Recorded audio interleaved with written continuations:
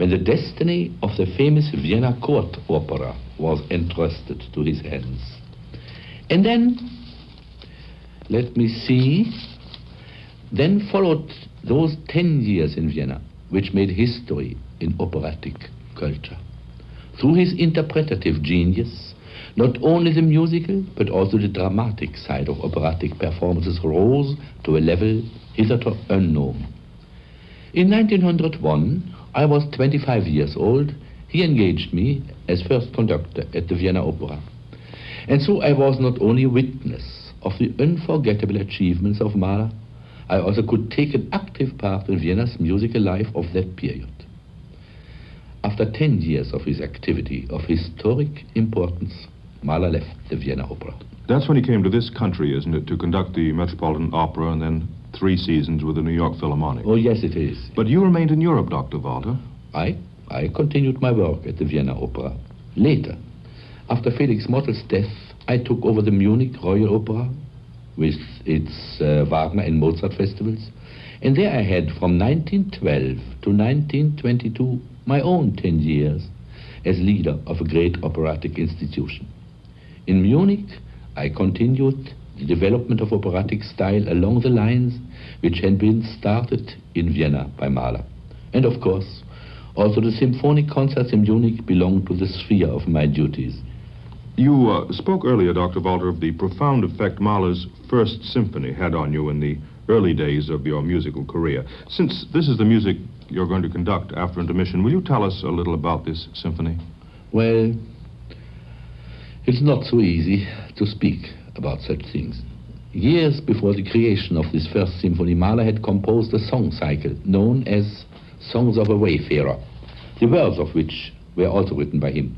In these songs, a passionate personal experience he had molded into a musical lyric form.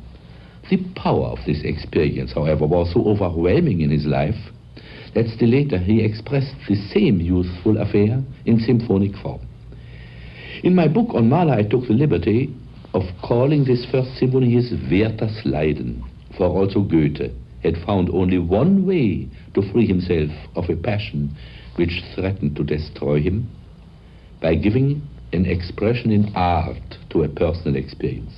And so you find in this symphony, which I'm going to conduct, the full impetuosity of a youthful heart, its love for nature, its exuberant hopes, its gaiety, its deep despair, its raving passion. Its music contains simple folk-like tunes, a typically Austrian kind of gaiety, and in the funeral march, which had aroused such hostility, you hear accents of wild humor, interrupting like flashes the dark night of despair. In the last movement, Mahler then gives vent to the eruptive forces of his heart, and he ends in utter triumph over the demon in his own breast. Dr. Walter, after 50 years or more, the memory of Gustav Mahler is still a very vital force in you, isn't it? More and more so. For the way he went as a musician, we must consider also of great human importance. After his First Symphony followed the one in which he confessed his belief in resurrection, and each following work means a step upwards. Although nothing human was alien to him, and although his loving interest belonged to everything on earth that science, art, philosophy, or human relations could offer him, his deepest longing and his vision went beyond the earthly sphere. He had the soul of a mystic, and I believe his work will last, not only because of its tremendous musical importance, but also because it contains a message from those higher spheres for which his soul longed, of which a vision was given to him. You mean the spiritual message contained in his music? Yes. You have only to think of the words which he chose for the vocal parts of his works. To find our way to his spiritual message, I cannot do better than point to the fact that the first movement of its 8th symphony contains the hymn Veni Creator Spiritus of Rabanus Maurus, and the second movement, the last scenes of Goethe's Faust, because he chose to express in words of Goethe his hope for an eternal life.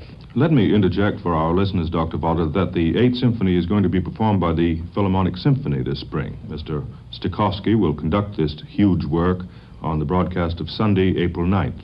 But, Dr. Walter, the permanent influence of Mahler is not restricted to his music alone, is it? Oh, certainly not. For Mahler was really great. In him was human greatness. Greatness was in his style of life. Greatness in his work. And I am sure those who understand him will feel enriched through all their lives. Well, certainly, Dr. Walter, no one has done more in his life to advance this understanding of Mahler than you. And your remarks today, I think, will help more people to discover in Mahler's music the depth of meaning it's always held for you. Thank you very much for recording these words with me.